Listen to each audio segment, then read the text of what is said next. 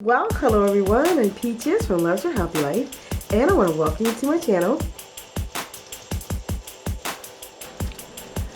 Now I've already planted this particular one outdoors, but the weather has been acting really funny lately, so not sure if it's going to germinate, but hopefully it will. So I'll be planting 8 different types of sunflowers. And basically sunflowers only need to be planted an inch deep. So I'm gonna go ahead and start these indoors. So we're just gonna make these holes an inch deep, and I've already have a marking on this little popsicle stick of about an inch. Now these containers that I'm planting in are larger, and that's how I like to do my sowing. I like to sow my seeds, and then I don't like to have to transplant them anymore except for outside. So that's why I kind of like using the larger containers like this, and I just save them back from year to year. So we're going to plant 2 sunflower seeds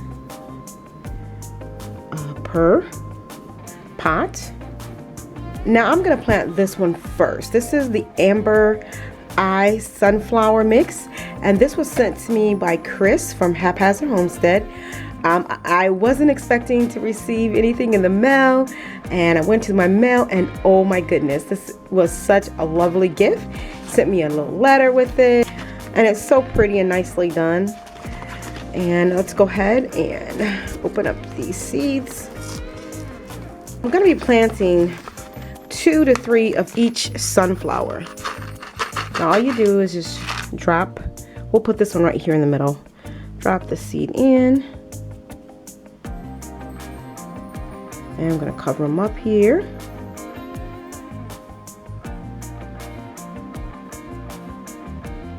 And I'm going to put these right back in here for next year. Okay, so the next one I'm going to plant is this Sunflower Mammoth Gray Striped, and these are really huge sunflowers. And I'm going to plant, I'm actually going to plant 4 of these.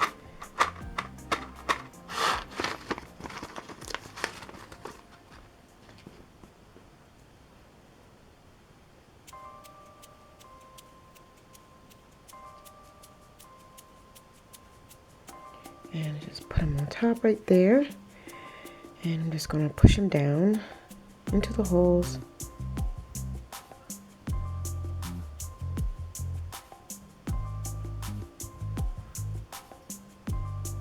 And just cover them up. Okay, and the next one I'm going to plant are the Sunflower Tiger Eye Mix. And I planted these last year, and they give so many blooms on one sunflower. So I think I'm going to plant 4 of these as well. The next one I'm going to plant is a new one. I just received these sunflower seeds, and this is Sunflower Tall Orange Sun, and these only get 4 to 5 feet, so they don't get really tall like most sunflowers. And this is a new one as well. This is called Sunflower Mexican Torch, and it gets about 5 feet as well. Looks like it says 2 to 3 feet flowers. And next I'm going to plant the teddy bear sunflowers. And I got a bulk package of the teddy bear, so I'm going to leave a description how big these get. I don't remember. And last but not least, I'm going to plant the Lemon Queen. And I planted these before a few years back. So I'm just going to plant 2 of these. Now I'll be planting a few more of the shorter variety out by my garden. Those, and also some zinnias and a few other flowers as well. Okay, so all of the plants are planted out. These are my zinnias. And these zinnias are only 20 days since I sowed the seed. And I've been transplanting my zinnias in the spring. I don't recommend planting the zinnias by seed indoors because they say you're supposed to plant them directly in spot, but they've been doing okay. I've been watering them on a daily basis as I transplant them outside. Now here are some of the sunflowers that this was the first round that I planted, and these are like 18 days old. And I had to reseed a couple of them, and these are the ones I reseeded a few days later because they didn't germinate, so I just put some more seeds in, and they seem to be doing well. Now, sunflowers is another flower that I recommend sowing outdoors, but because the weather's been so crazy, I just decided to go ahead and sow them indoors first and go ahead and transplant them outside. So hopefully they will do well for me. This is my first time ever planting sunflowers indoors, and even like this one right here, I had to give a little support with a stake. This one did better, and I'm thinking because the container's larger. When you have the 4-inch containers, well, that is 4 inches tall, and this container right here is a little bit more shallow, so maybe that's why I had to stake it, but it's still pretty and lush. So I'll be transplanting it outdoors over the next couple of days.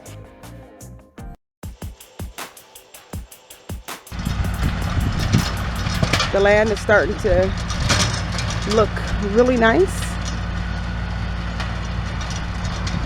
Well, I'm gonna be planting my first 2 rows today.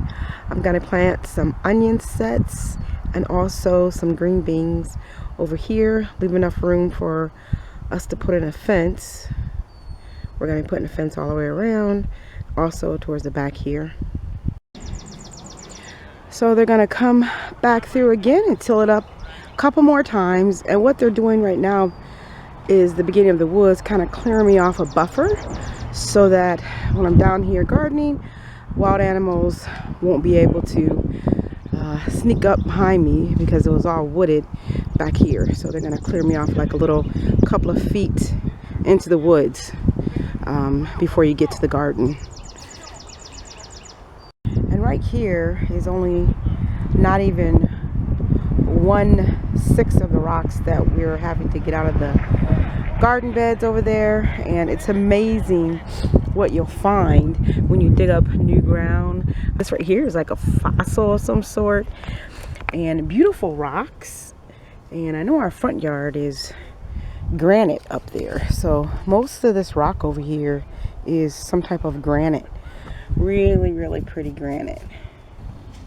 Okay guys, so basically my banana tree that I overwintered, the leaves are starting to come back out, and there's a pup here, and I already started to cut it out with this knife, and that wasn't getting it, so I'm gonna use this machete right here just to cut down the side and try to free the little pup so I can repot it. So that's what I'm doing today. Now I also purchased this dwarf cherry tree, and it looks like it's starting to leaf out, and this dwarf cherry tree gets about 8 feet tall.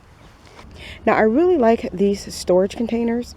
I'm gonna put a link to these from my Amazon store, and I like them because they're durable, they last, and they don't rot away, and you can use them for storage and also seating. And when I come around there, I'll show you how I use them for storage. Now right over here in my seating area, I kind of wanted to make it an edible seating area. So right here is my Meyer lemon tree. I have a ton of tiny lemons growing on my Meyer lemon tree, and when I say a ton, they're everywhere on the tree. So this is exciting. These will be the first lemons that we're able to harvest. And if you remember earlier in the video, I told you about the banana tree that I was able to transplant, and it's doing really well. Looks like it's starting to leaf out. And over here in this little planter is a blueberry bush, and this was just a little stick, but it may be starting to bud out, not sure. But we have strawberries planted over here as well, and then right here are raspberries and more strawberries planted in this planter. And over here, and these are the raised bed cold frames. I have storage at the bottom. I have some onions down there that I'm going to be planting. And this lettuce is a really delicious lettuce here. It's a cut and come again lettuce. As you can see, this side right here is larger, And the side over here, I already harvested, and it's growing back already. And now it's time to harvest. I'll put a link to what type of lettuce this is, but it's like a green lettuce, and then the tips of it are like a rose color. And over there is the Land's winter lettuce, I do believe. And that was a baby. I've already harvested most of the lettuce from last fall, but this new one is coming in, and I don't expect it to stay too long because it's a winter lettuce.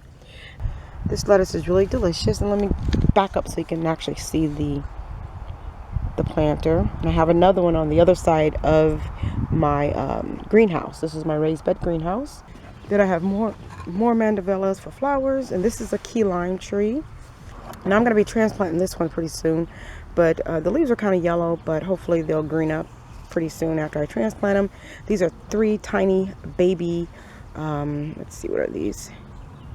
These are 3 tiny baby citrus trees, tangerine citrus trees, and then more mandevillas over here. And I really love my harvest time pillow. I thought that was really cute. This says May, you're supposed to harvest apricots, cherries, spring peas, and artichokes. And June is supposed to be corn, lettuce, and strawberries. That must be for the warmer climates because I won't be harvesting corn anytime soon. That probably won't be ready for about 3 more months. But my strawberries sure are ready. So I just thought this was really cute. And more seeding area right here. So this is the storage right here, and I keep different things for my garden right inside here. And over here are my red potatoes that are coming in, and then I have my Yukon Golds planted over here. So I'm going to continue adding more wood chips and compost to the bed as the potatoes grow up. And right over here is my elephant garlic, and it's already starting to get the garlic scapes. So I'm going to be cutting off some of these scapes and cooking them up. They're really, really super delicious. So this is the elephant garlic right here. Now right in this bed are some sweet potato slips that I saved back from last year. I wasn't able to get my pumpkin sweet potatoes because I planted them a little late. So I saved back the slips, and they are coming up and doing pretty well. And then this is a volunteer sunflower. Not sure what kind it is, but I added a trellis to it just to give it a little stability. Well, I finally finished putting together my little archway at the beginning of my vegetable garden, and my rose bush is starting to bloom out. It's going to be growing up my trellis, and this one right here is doing really well. Now, only 2 months ago, my rose bush was just a stick basically, and it's doing really well, bushing out and leafing out. And these are called the blazing climbing rose, and they're going to be climbing up my entryway. And I have some vincas planted right in here, but just like impatiens. Impatiens used to be my most favorite flower, but they're so impatient, I kind of gave up on them. I like these a little bit better. They look just like impatiens, but they are drought tolerant. And then my planters are just about getting ready to bloom. And I'll give you a tour of the inside of my garden in my next video. Have a lot of new beds that I'm working on, and just planting out my tomatoes, different things like that. Super excited I was able to pick a basket of strawberries. I'm going to be rinsing these off and freezing some of these for smoothies. I am so excited.